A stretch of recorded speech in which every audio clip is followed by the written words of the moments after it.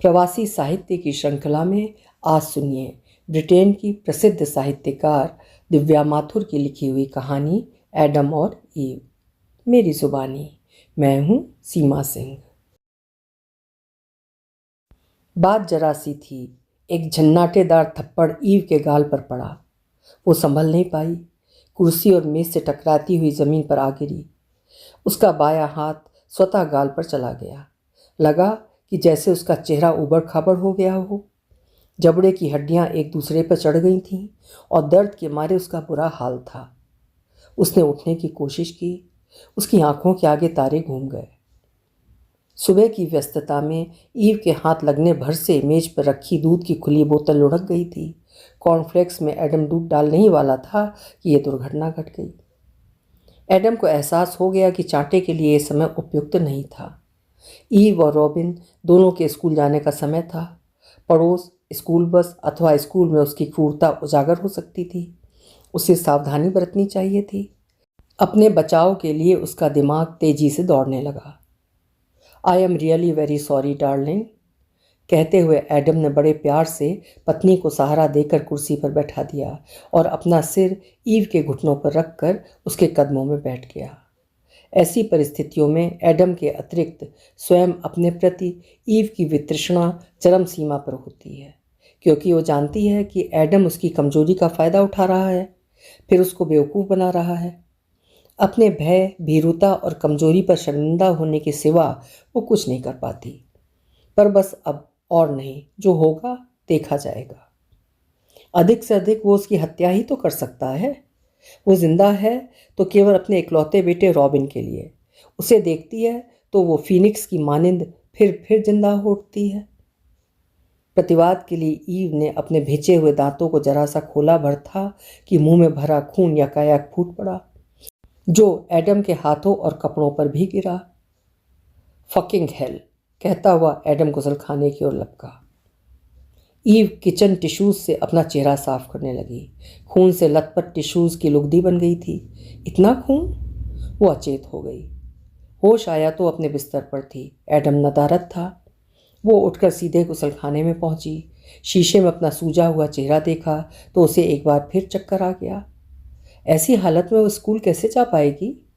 चेहरे पर पड़े नीले पीले दाग भारी मेकअप के नीचे भी नहीं छिपेंगे। इस घाव के लिए कोई बहाना नहीं बनाया जा सकता था। भीषण पाठ्यक्रम के चलते अध्यापकों के लिए छुट्टी लेना लगभग अपराध माना जाता है। उनके भीषण परिश्रम को नज़रअंदाज करते हुए लोग केवल उनकी छुट्टियों से रश्क करते हैं। रॉबिन के अलावा स्कूल ही तो उसका सहारा है, जहाँ जाकर वो अपने सारे दुख दर्द भूल जाती है। कहीं उसे स्कूल से निकाल दिया गया तो? खटपट सुनकर एडम गुसलखाने में आ धमका। Darling, are all you all right now? Adam ने बड़े प्रेम और चिंतित स्वर में पूछा। Leave me alone. दर्द और गुस्से की वजह से ईव ठीक से बोल नहीं पाई। I said I am sorry. Adam ने उसे झिड़का। यही क्या कम था कि उसने माफ़ी मांग ली थी। सॉरी कह देने से क्या उसका दर्द मिट जाएगा? उसके टूटे हुए दांत जुड़ जाएंगे? उसके अनादर और अपमान का क्या? अपने सिवा एडम को किसी से हमदर्दी नहीं है। कभी कभी वो सोचती है कि क्या परिस्थितिवश एक दिन वो रॉबिन को भी दांव पर लगा सकता है। इस वक्त तो एडम बात को दबाना चाहता था, इसलिए वो दंदनाता हुआ रॉबिन के कमरे में चला गया। Mummy is making a scene again. पर तुम तो मेरे समझदार बेटे हो, तुम किसी से कुछ नहीं कहना, ओके? ये तो जानती ही थी कि वो रॉबिन को पहला फुसला कर चुप रहने को कहेगा। What happen to mummy? Robin ने दृढ़ता से पूछा। What happens in every family my little man. कोई पूछे तो कह देना कि मम्मी बाथरूम में फिसल गई थी। अब जल्दी से तैयार हो जाओ, शाम को हम मैकडॉनल्ड चलेंगे।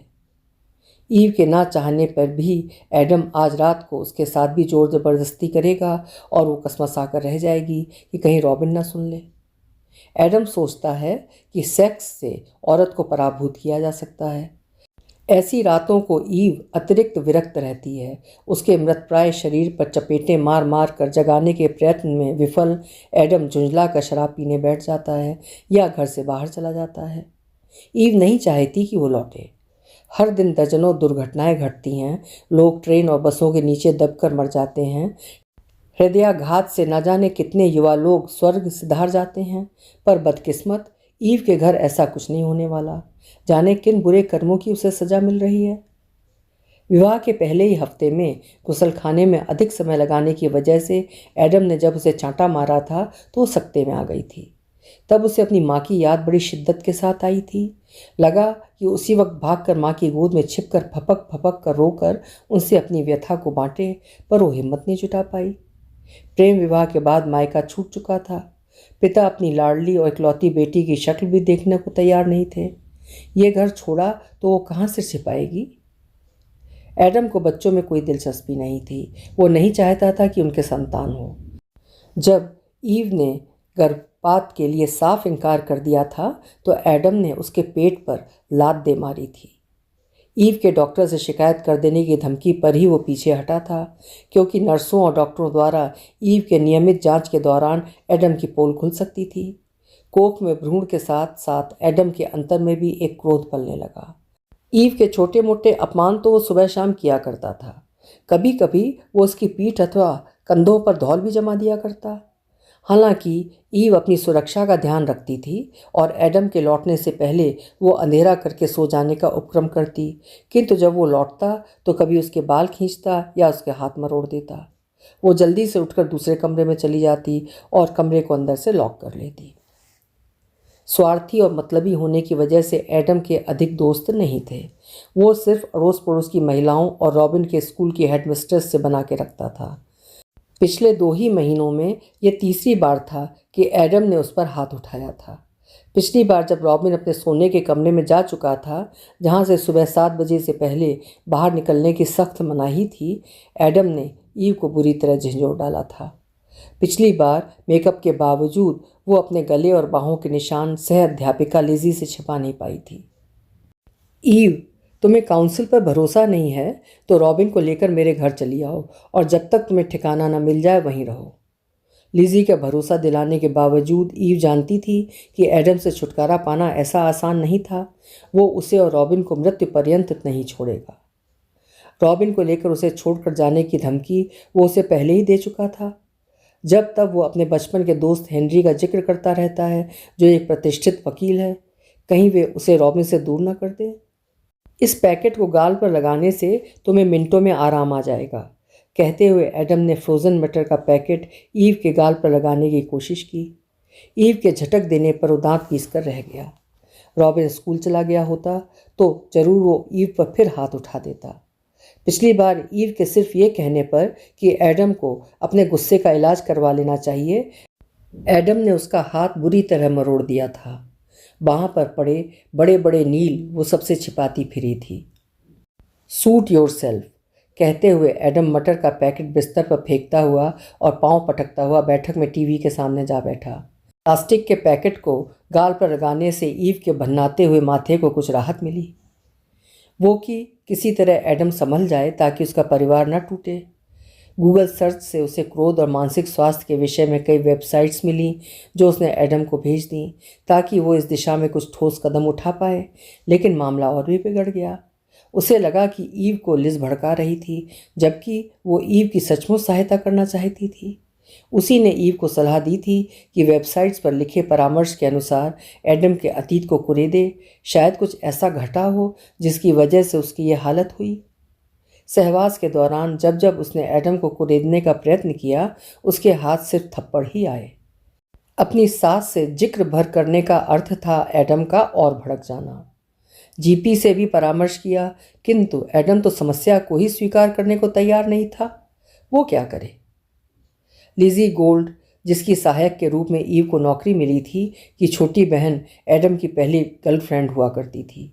उसी के माध्यम से लिजी एडम की बुरी प्रवृत्ति के बारे में जानती थी, किंतु उसने ईव से कभी इस बात का जिक्र नहीं किया।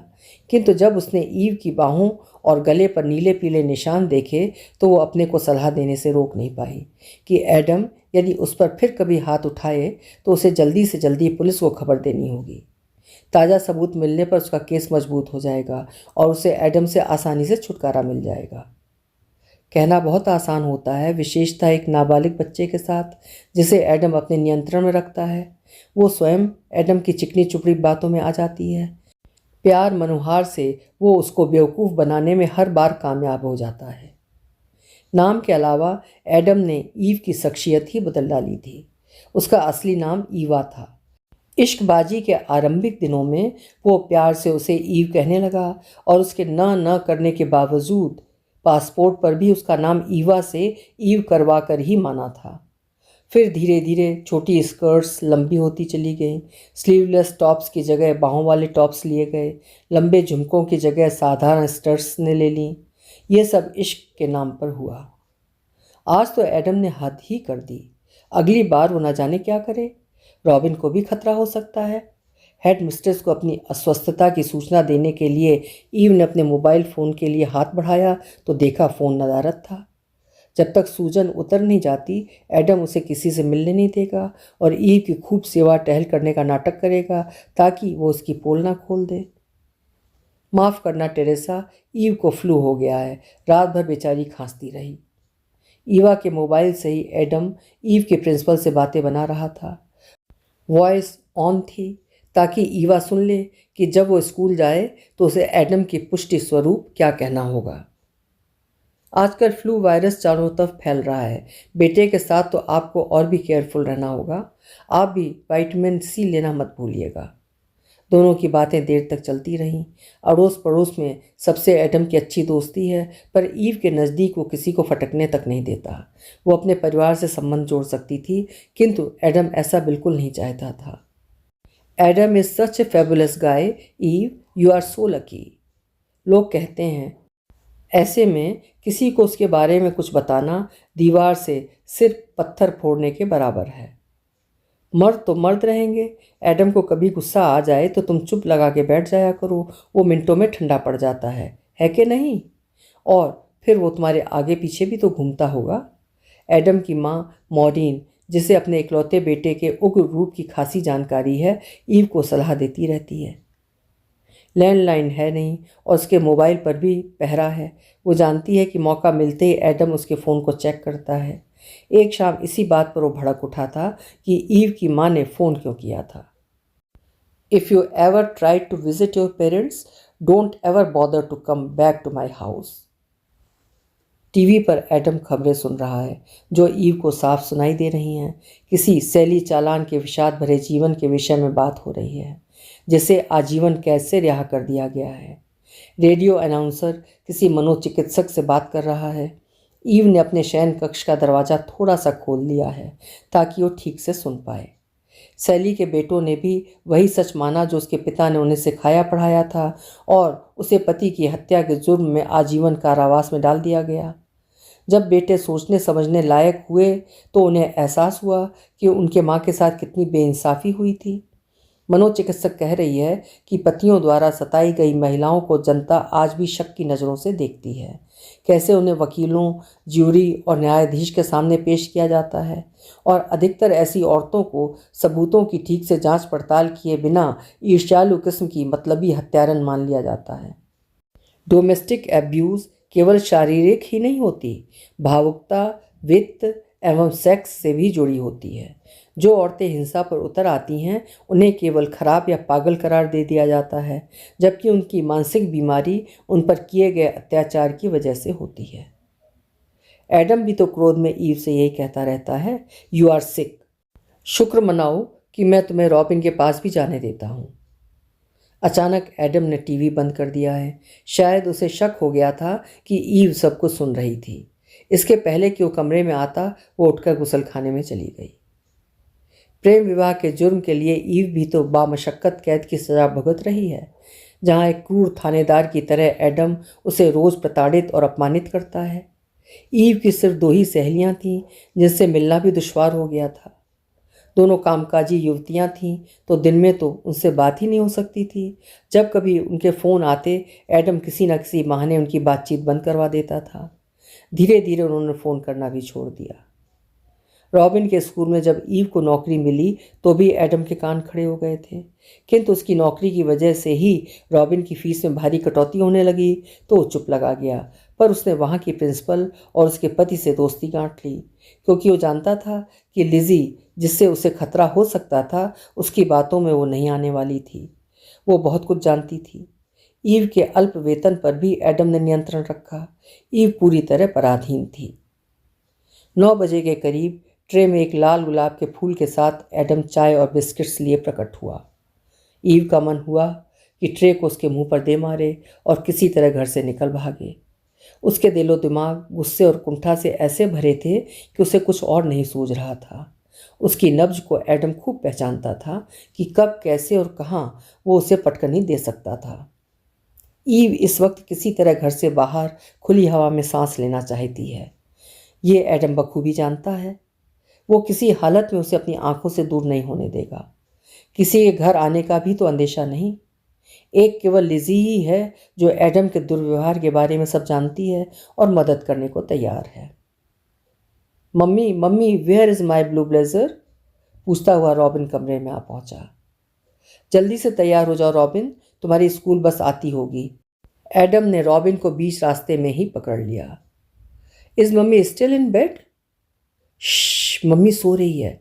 उनकी तबीयत ठीक नहीं है। बी ए गुड बॉय, जल्दी से तैयार हो जाओ। रॉबिन के बालों को उलझाते हुए एडम उसे बाहर ले गया। मेरी तबीयत भी ठीक नहीं है डैडी, क्या मैं कार्टून्स देख सकता हूँ?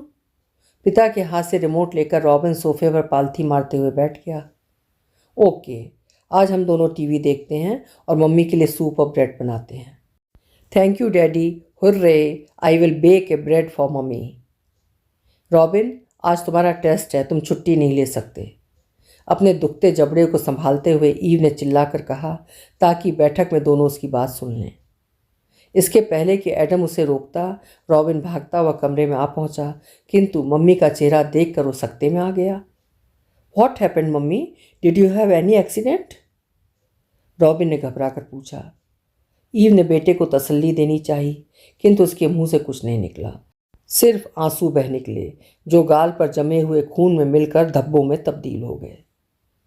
कुछ नहीं रॉबिन, सुबह मम्मी सीढ़ी से फिसल गई थी।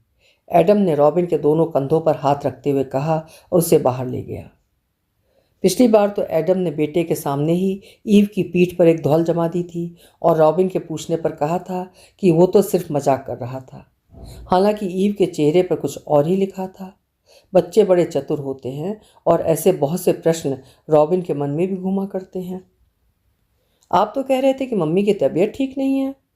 रॉबिन छिटक कर अपने कमरे में भाग गया। पिछले हफ्ते की ही तो बात है, उसकी अध्यापिका ने बच्चों को माँ बाप के हिंसक व्यवहार के विषय में जानकारी दी थी। क्या ये वही तो नहीं? स्कूल के लिए तैयार होकर वो तभी नीचे उतरा जब उसकी बस घर के बाहर आ पहुंची। एडम ने उसका लंच बॉक्स ये सोचकर तैयार नहीं किया था कि वो स्कूल नहीं जाएगा, पर रॉबिन धड़धड़ाता हुआ दरवाज़ा खोलकर बस में जा बैठा। रॉबिन, तुम्हारा लंच। घबराया हुआ एडम बाहर भागा। कोई बात नहीं एडम, आज वो स्कूल में ही खा लेगा, पड़ोसन हेलन बोली जो अपने बेटे को बस तक छोड़ने आई थी।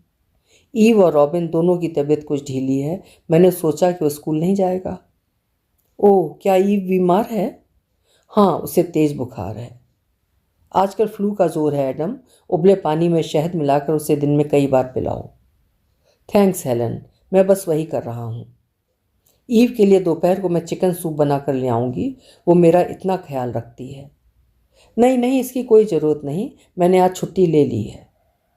अरे वाह, पति हो तो ऐसा, कहते हुए हेलन अपने घर में घुस गई।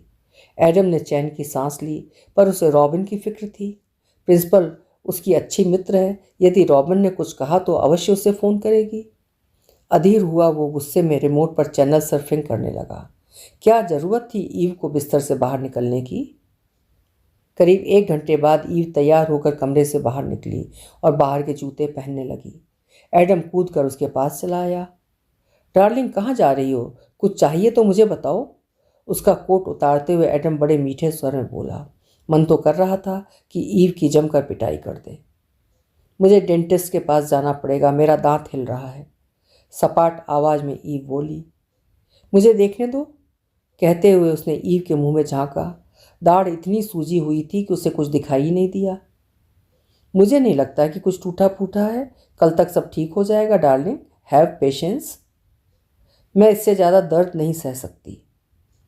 डार्लिंग, मैं तुम्हें 2 पैरासीटामॉल देता हूँ, देखना कुछ घंटे में दर्द छूमंतर हो जाएगा। शाम को हम तुम्हारी पसंद के रेस्टोरेंट में डिनर के लिए जाएंगे। ईव को आलिंगन में लिए वो कमरे में ले आया। मैं जानवर नहीं हूँ जैसे पीट कर एक हड्डी दे दी जाए और वो दुम हिलाने लगे। अपने हाथों से गाल दबाते हुए ईव बड़ी मुश्किल से बोल पा रही थी। वो एडम की शक्ल भी नहीं देखना चाहती थी, लेकिन गुस्से में वो चुप न रह सकी। तुम्हारी प्रॉब्लम बस यही है, एक छोटी सी बात का बतंगड़ बना लेना। अगर ये छोटी सी बात है तो तुम मुझे डेंटिस्ट के पास जाने क्यों नहीं दे रहे? इसलिए कि ज़्यादातर लोग तुम्हारी तरह मूर्ख हैं। चेहरे पर जरा सा निशान देख लेंगे तो 100 बातें बनाएंगे। ये तुम्हें छोटा सा निशान दिख रहा है? सूजन के उतरते ही देख लेना, it's not a big deal. तो तुम मुझे डेंटिस्ट के पास नहीं जाने दोगे? मैं कह रहा हूं ना कि पैसे बर्बाद करने की कोई ज़रूरत नहीं। एडम अपना गुस्सा दबाते हुए बोला। क्या मैं तुम्हारी कैद में हूं? ईव ने इस बार एडम से आंखें मिलाते हुए पूछा। बहुत सह चुकी, क्या करेगा, एक थप्पड़ और मार देगा। डार्लिंग, तुम कैसी बात कर रही हो? ये तुम्हारा घर है, जेल नहीं। And I love you so much. Adam का गुस्सा यकायक काफूर हो गया था। वो जान गया था कि इस वक्त गुस्से से काम नहीं चलेगा। ये सब तुम्हारे लव की निशानियां हैं? ईव ने अपने चेहरे को आगे करते हुए पूछा। डार्लिंग, क्या तो अब सारी जिंदगी मेरे जख्मों पर नमक छिड़कती रहोगी? Can't we make up? मेकअप? कितने दिन के लिए? जब तक तुम मुझे फिर ना मारो। अगली बार इससे कहीं अधिक जोर से। अब ऐसा नहीं होगा डार्लिंग, आई प्रॉमिस यू। वो ईव का हाथ सहलाते हुए बोला। यही तुमने पिछली बार भी कहा था और मैंने तुम्हें सच्चे दिल से माफ भी कर दिया था। पर अब क्या करोगी? थाने जाकर रिपोर्ट करोगी? एडम एकाएक उग्र हो उठा। एडम की आंखों में खून उतर आया था। नहीं, रॉबिन ना होता तो शायद मैं ऐसा करने की सोचती, पर ईव संभल गई। वो जानती थी कि गुस्से में एडम कुछ भी कर सकता था। रोज अखबारों में पढ़ती रहती थी कि पति अथवा पत्नी ने बच्चों की हत्या करने के बाद आत्महत्या कर ली। उसे संयम से काम लेना होगा ताकि एडम को उस पर शक ना हो। पर क्या? मेरे और अपने लिए न सही एडम, हमारे बेटे के भविष्य के बारे में तो सोचो। डॉक्टर से सलाह लो। आजकल बहुत से एंगर मैनेजमेंट कोर्स। एक या दो बार मुझे गुस्सा क्या आ गया, वो भी तुम्हारी बेवकूफ़ियों की वजह से। तुम सोचती हो कि मैं पागल हूँ। अभी तो मैं बस डेंटिस्ट के पास जाना चाहती हूँ, तकलीफ़ बहुत ज़्यादा है। दर्द इतना बढ़ चुका था कि वो अपना सिर मेज पर पटकने लगी। इससे तो अच्छा है कि एडम उसकी हत्या ही कर दे। तभी दरवाजे की घंटी बजी। ईव को शयन कक्ष में ढकेलता हुआ एडम दरवाजे की ओर लपका। हेलन हाथ में एक थर्मस लिए खड़ी थी। Hello, how is Eve now? कहते हुए हेलन ने अपना पैर दरवाजे के अंदर रख दिया। She is sleeping. हेलन के हाथ से थर्मस पकड़ते हुए एडम फुसफुसाया। ओह, तुम्हें कुछ काम वाम हो तो जाओ, मैं ईव की देखभाल कर सकती हूँ, हेलन ने अंदर झांकते हुए कहा। अरे नहीं Helen, but thank you so much, मैं आज घर से ही काम कर रहा हूँ। ओके देन, ईव को मेरी शुभकामनाएं दे देना। कहती हुई हेलन अपने घर चली तो आई। दरवाजे की आड़ में से उसे ईव का लाल पीला नीला चेहरा दिख गया था। शक तो खैर उसे पहले से ही था। ऐसे ही काले नीले धब्बों को देखकर जब जब हेलन ने ईव से स्पष्टीकरण मांगा, उसे बताया गया कि वो सीढ़ी से गिर गई थी अथवा गुसलखाने में फिसल गई थी। क्या किया जाए? पुलिस को बुला भी ले तो ईव बयान देने से मुकर जाए तो हेलन बेकार में बुरी बन जाएगी। पर उससे रहा नहीं गया। उसने लिजी से बात की। Oh my god, I hope Eve is safe. Adam ने तो फ़ोन पर टेरेसा को बताया था कि उसे फ्लू है। लिजी सचमुच घबरा गई। बताया तो मुझे भी यही था उसने। मुझे घर के अंदर कदम भी नहीं रखने दिया। मुझे लगता है कि ईव शयन कक्ष के दरवाजे पर आकर इसलिए खड़ी हुई थी ताकि मुझे उसके चेहरे पर लाल नीले धब्बे दिखाई दे जाएं। लिजी ये बात छिपा गई कि ईव उसे विश्वास में लेकर एडम के गुस्से और मारपीट के विषय में बता चुकी थी। ठहरो, मैं रॉबिन से बात करती हूँ, शायद वो कुछ बता पाए। कहते हुए लिजी ने फ़ोन रख दिया और रॉबिन को लेकर सीधे प्रिंसिपल के दफ्तर में पहुंची। रॉबिन, तुम्हारी मम्मी कैसी हैं? लिजी ने रॉबिन से बातों बातों में पूछा। उन्हें बुखार है, रॉबिन ने अपने पिता का कहा दोहरा दिया। अच्छा, तो उनके चेहरे पर चोट कैसे लगी? गिर गई थी क्या? मैं भी यही सोच रहा था कि बुखार में इतना उनके मुंह से खून कैसे बह रहा था। जो बात रॉबिन की समझ से बाहर थी उसे तो वो अवश्य जानना चाहता था। ओह, मैं उनका हाल पूछना चाह रही थी, पर तुम्हारी मम्मी फ़ोन ही नहीं उठा रही। मम्मी का फ़ोन तो डैडी के पास था। प्रिंसिपल ने उसी वक्त फ़ोन पर सोशल वर्कर से सलाह ली। ईव की जान को खतरा था, सोच समझकर पुलिस को इत्तला दे दी गई। दरवाजे की घंटी बजी तो एडम ने यही सोचा कि हेलन फिर किसी बहाने से आई थी। एडम के चुप रहने के इशारे के बावजूद ईव कराह रही थी। दरवाज़ा खोलने से पहले उसने बड़ी बेदर्दी से उसके मुंह पर सेलो टेप चिपका दी और कुर्सी पर बैठाकर उसके हाथ बांध दिए। कोई दरवाज़ा पीट रहा था और साथ में ही बेल भी बज रही थी। ईव अपने हाथ छुड़ाने की भरसक कोशिश कर रही थी। उसके गीले चेहरे से सेलो टेप तो स्वयं ही खिसक चुका था। यस, गुस्से में एडम ने दरवाज़ा खोला तो उसे चौखट पर एक महिला के साथ दो पुलिस वाले खड़े दिखाई दिए। What is it officer? Can we come in please? Sorry officer, मेरी बीवी बहुत बीमार है। Let us so out of talk. Can we talk to your wife please? She has gone to the dentist, Adam ने हड़बड़ा कर कहा। तभी ईव दरवाजे पर आ खड़ी हुई। उसके सूजे हुए चेहरे पर अध चिपकी टेप थी, किंतु हौसला बुलंद। वो सैली चालान की तरह एक लंबे कारावास में बिना कोई जुर्म किए सजा नहीं काटेगी। वो एडम की ईव नहीं, ईवा है। अभी आप सुन रहे थे दिव्या माथुर जी की लिखी हुई कहानी एडम और ईव। कहानी आपको कैसी लगी कमेंट सेक्शन में अपने विचार ज़रूर लिखिएगा। कल फिर मिलेंगे। आपका समय शुभ हो।